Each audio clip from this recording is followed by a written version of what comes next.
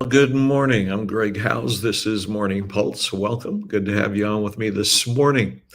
Hope that you are well rested and ready to go for the day. It's going to be a good day, and we're heading into the weekend, so that's going to be good as well. God bless you so very much. Welcome to all of you from wherever you may be watching. Cornerstone people, we are reading the Bible, so let's stay up with that. We're currently in the book of Proverbs. So keep reading the Bible. And then I also want you to be aware that this weekend, Sunday evening and going into Monday evening, we have a 2-day online training for I Serve. So if you're interested in learning more about serving God and serving people, I Serve is the thing for you.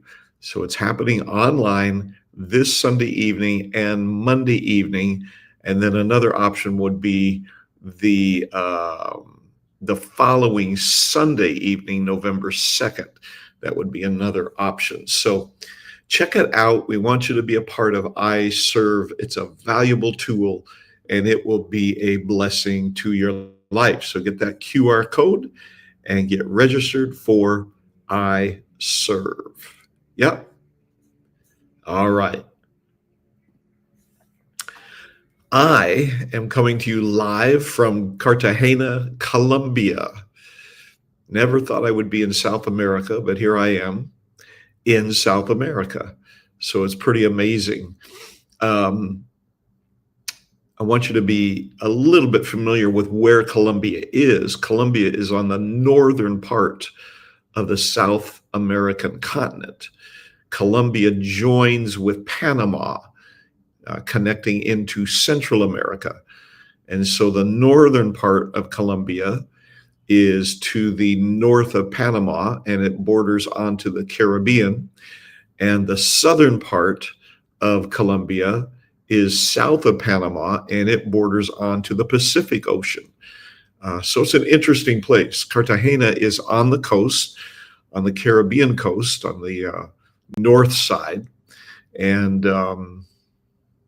beautiful place. I haven't seen a whole lot yet, just arrived yesterday, but we will be getting out a little later today and entering into our time of ministry. A little later this afternoon, we'll be ministering with a group of leaders from this area, pastors, church leaders from this area. So we're enthusiastic about what God's going to do later today. I am here with Rodney Williams and Anthony Earl. Rodney arranged all of this. Rodney has been here. Rodney and Etta Williams have been coming here, I believe, for about 14 years now. So they have a long history in this place with this ministry and with these leaders. And so we are excited about what God is doing here in Cartagena, Colombia. And we are very expectant about meeting with the leaders, meeting with the people to see what God has in store for all of us. But for us, we're going to jump into what we have for today. We have been looking at Proverbs chapter 25, and we've been pulling some truth out of Proverbs 25 concerning practical matters of our everyday living. So this morning, I want to continue along with that, beginning with bringing into clarity the value of reading and gaining the wisdom of Proverbs. A lot of us read Proverbs. Some people read through Proverbs once a month because there are 31 chapters. Most months you can take one chapter per day and read through Proverbs in 1 month. And so there is value to that because you're gaining wisdom. You're gaining the wisdom of Proverbs. So when you're reading Proverbs, what's happening? Well, you're picking up the ability to live with a prosperous soul, your mind, your emotions, your decision-making. And you're gaining the ability to live as one who rules in life, someone who rules well in life, that you're ruling in life like a king rules over his kingdom. Number 3, you're going to learn how to live with a heart that overflows. A heart of generosity, a heart of kindness, a heart of liberality. Proverbs will also help us live with understanding. We're going to be able to improve in our understanding of what's happening around us, what's happening in our own lives, what's happening in the lives of people that we're connected with. We will live with understanding because we gain wisdom through Proverbs. And we'll pick up the ability to live with grace applied to the dilemmas of life, the problems of life, the challenges of life. We're going to be able to figure things out, come to resolution, find solutions because we are gaining the wisdom of Proverbs. So we're going to have grace to know how to handle the dilemmas of life. So those are just a few keys I wanted to give you this morning concerning the reading of Proverbs. Now, to chapter 25. Remember, this was a collection of writings from King Solomon, and these Proverbs from chapter 25 to 29 were gathered together, brought together, consolidated by King Hezekiah of Judah and the people that worked with him. So they took these Proverbs of Solomon and brought them together. It is the glory of God to conceal a matter, but the glory of kings is to search out a matter. As the heaven for height and the earth for depth, so the heart of kings is unsearchable.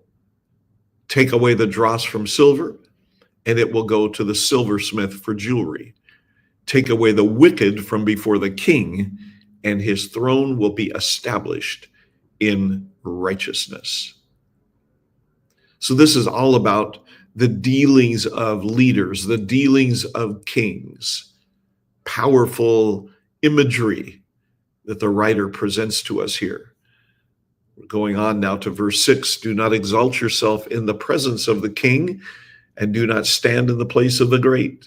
For it is better that he say to you, come up here, than that you should be put lower in the presence of the prince, whom your eyes have seen. So here is the admonition about humility, humbling ourselves. And this is specifically referring to seating arrangements. Don't come into a setting, a place, and automatically take the best seat, but instead take the seat in the back, take the seat that is unnoticeable. And if someone recognizes you and they feel like you should be brought to a better seat, excuse me, then let them invite you, let them bring you up. That's the way to handle it. If you humble yourself, you will be lifted up. You will be exalted. Verse 8, do not go hastily to court. This is about taking people to court, having lawsuits. For what will you do in the end when your neighbor has put you to shame? Debate your case with your neighbor and do not disclose a secret to another, lest he who hears it expose your shame and your reputation be ruined. So here is the encouragement to try to handle things out of court. Excuse me. To be able to sit down and negotiate and talk through the problems and come to a settlement, come to a resolution without having to go to court. This is something that the Proverbs are encouraging us to consider. Don't just automatically run to court, run to a lawsuit. Let's try to get it settled first. Now, there may be a case, there may be a time when you do have to go that way, but let's try to get it settled between ourselves first. That's the wisdom of Proverbs. A word fitly spoken is like apples of gold in settings of silver. Like an earring of gold and an ornament of fine gold is a wise rebuker to an obedient ear. We want to receive rebuke and have an obedient ear. Like the cold of snow in time of harvest is a faithful messenger to those who send him, for he refreshes the soul of his masters. Whoever falsely boasts of giving is like clouds and wind without rain. So we see that there's value in having a faithful messenger to be able to communicate with the sender is trying to communicate. That's refreshing to be able to have somebody that knows your heart, and they'll be able to carry your message. Let's be careful in verse 14 about falsely boasting about our generosity, about our giving, because we can easily become like clouds and wind without rain. The clouds come, the winds come, the storm comes up. We expect it's going to rain. Then it doesn't rain. We don't get the moisture that we need, and it's disappointing. That's the way it is when somebody is falsely boasting about their giving. Oh, I give here, I give there, I give this, I give that. And then you look behind the scenes and there's really nothing. Let's practice giving. Be generous, be liberal. Let's move in that direction. Now, verse 15 is new material for today. By long forbearance, a ruler is persuaded, and a gentle tongue breaks a bone. Have you found honey? Eat only as much as you need, lest you be filled with it and vomit. Ooh. Seldom set foot in your neighbor's house, lest he become weary of you and hate you. A man who bears false witness against his neighbor is like a club, a sword, and a sharp arrow. Confidence in an unfaithful man in time of trouble is like a bad tooth and a foot out of joint, like one who takes away a garment in cold weather, and like vinegar on soda is one who sings songs to a heavy heart. Wow, powerful stuff. If your enemy is hungry, give him bread to eat. If he is thirsty, give him water to drink. For so you will heap coals of fire on his head, and the Lord will reward you. So here is our wise counsel for this day. By long forbearance, verse 15, a long forbearance, a ruler is persuaded, and a gentle tongue breaks a bone. So here we see that our self-control and patience can persuade great men to our cause, even one who is a ruler. William Wilberforce persuaded the leaders of the British Empire to outlaw slavery through long forbearance and dedication to his righteous cause.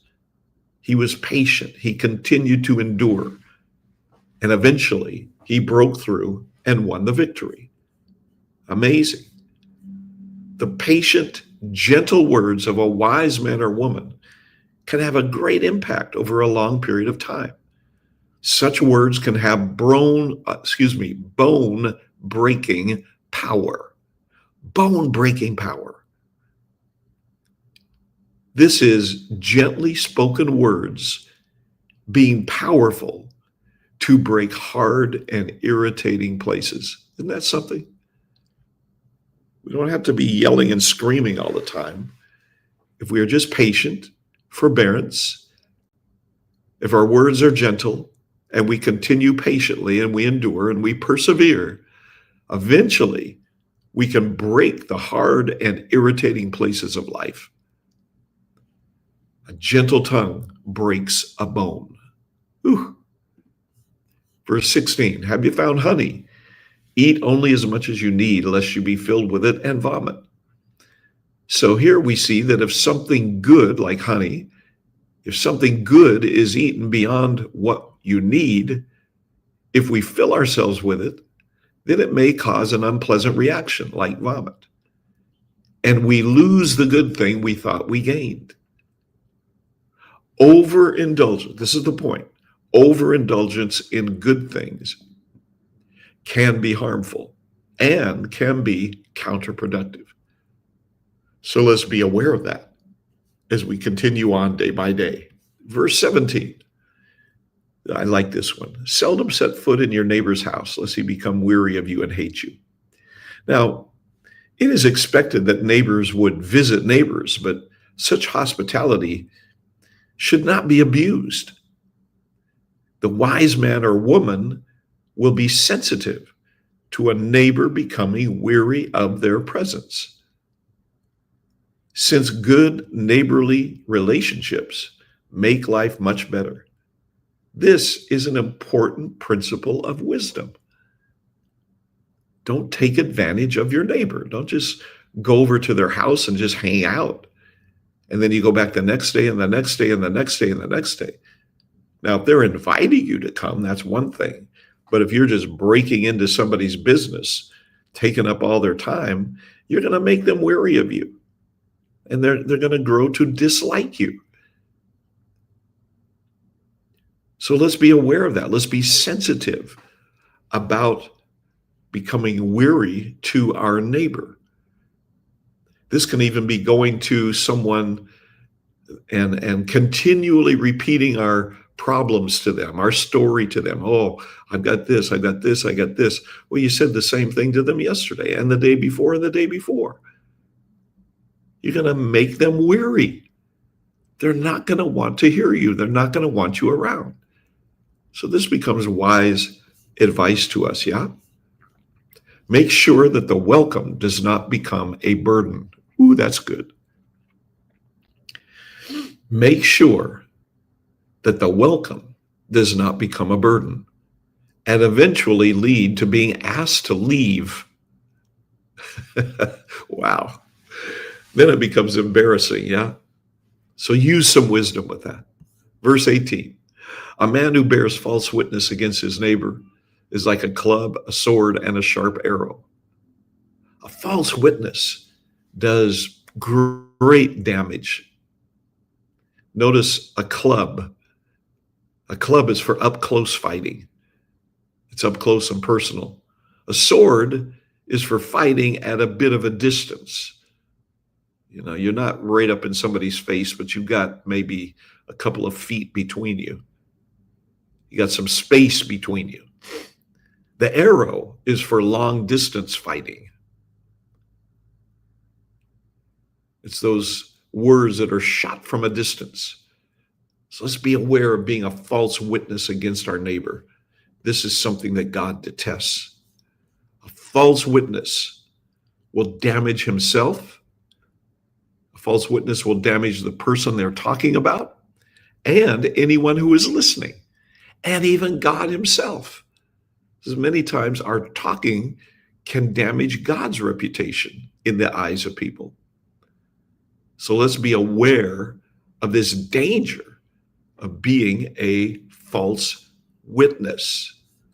Verse 19, confidence in an unfaithful man in time of trouble is like a bad tooth and a foot out of joint. Whew. An unfaithful person is like a persistent, debilitating pain. Did you hear that? A bad tooth is irritating, causing everything to hurt. Have you ever had a toothache? It makes everything hurt, and it cannot be ignored. A disjointed foot makes it impossible for you to carry the weight of your body because your ankle or your foot can't hold that weight. That's how it is to put confidence in an unfaithful person. It's irritating. It causes pain. It makes everything hurt. And it makes it impossible to carry responsibility. Verse 20, like one who takes away a garment in cold weather, and like vinegar on soda is one who sings songs to a heavy heart. Some people and their actions are especially troublesome. They bring discomfort, like one without a garment in cold weather, and they're a constant agitation, like vinegar on soda. I don't know if you've ever combined vinegar with baking soda, but if you do so, you'll find that it immediately, poof, it foams up, it blows up with foam as it begins to have that chemical reaction. That's like it is when you sing songs to a heavy heart. Wow. So the one who treats the heavy heart without sensitivity breaks